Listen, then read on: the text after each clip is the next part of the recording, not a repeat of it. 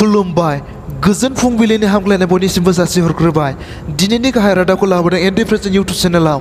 बे चेनेलाव नोंथांमोन बयखौबो बरायो। दिनैनि गाहाय रादाब देरहालाङोब्ला मोनद' हारिखौ एसटि खालामनायनि थाखाय दिल्लीनि राजदरबाराव आवाज दिखांगोन एमएलए चन्दन ब्रह्म।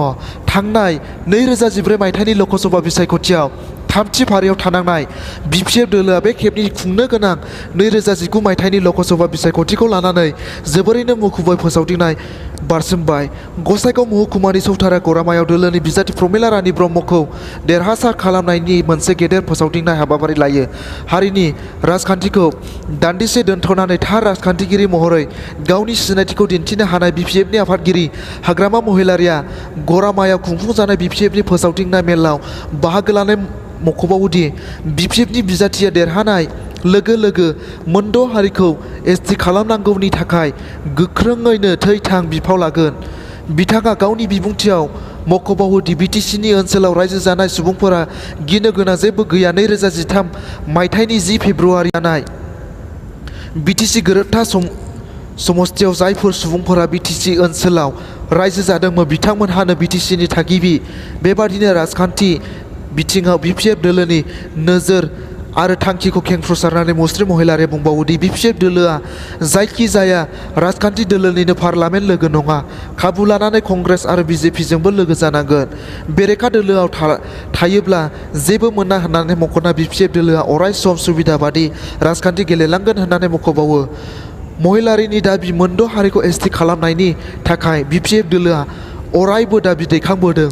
बेखायनो बिपिएफ दोलोनि फसंजानाय एमपिआ हादरनि जौसिन आयेन रनसायसालियाव दैथायहरजायोब्ला मोनद' हारिखौ एसटि खालामनायनि थाखाय अरायसम आवाज दिखांगोन होननानै बुंनायजों लोगोसे बिपिएफनि बिजाथि प्रमिला रानीनो भट होनानै देरहासार खालामनो थाखाय खावलायो। बिपिएफ दोलोनि बे फोसावदिंनाय मेलाव बाहागो लानानै मन्थ्रि चन्दन ब्रह्मआ गावनि बिबुंथियाव दाबिनाय बादिब्ला बिटिसिखौ बांसिन जौगाखां खालामनांगौनि स्टार्टआव बिपिएफ दोलोनि बिजाथिनो भट होनो खावलायो। बिथाङा बुंबावोदि नबकुमार सरनियाया एमपि जानानै थानाय समाव मोनबो जेंनाखौ सुस्राङाखिसै आरो आयेन रनसायसालियाव जेंनाफोरखौ लानानै खेबसेबो बाथ्रा बुङाखिसै। बेराफारसे बिटिसिनि जौगाखांनायाव मोनसेबो गोनांथि होआलासे नबकुमार सरनिया हारियारि दाङाबाजि सोरजिनायनि थाखाय अरायसम नाजाबोबाय थानायनिबो अजद होयो। चन्दन ब्रह्मनि अजद बर' आरो अबर'नि गेजेराव फारागथिखौ बांहोनानै राजखान्थि गेलेबोनाय नबकुमार सरनियाया बिसायख'थियाव जेनजानो गिनानै कंग्रेसनिफ्राय टिकेट लानो थाखाय नाजादोंमोनब्लाबो फैमाल जानो गोनां जाबाय। मन्थ्रि चन्दन ब्रह्मआबो बिपिएफनि बिजाथि देरहासारलाङोब्ला मोनद' हारिखौ एसटि खालामनांगौनि थाखाय हादरनि जौसिन आयेन रनसायसालियाव मोनद' हारिखौ एसटि खालामनो थाखाय मैखोम बिफाव लागोन।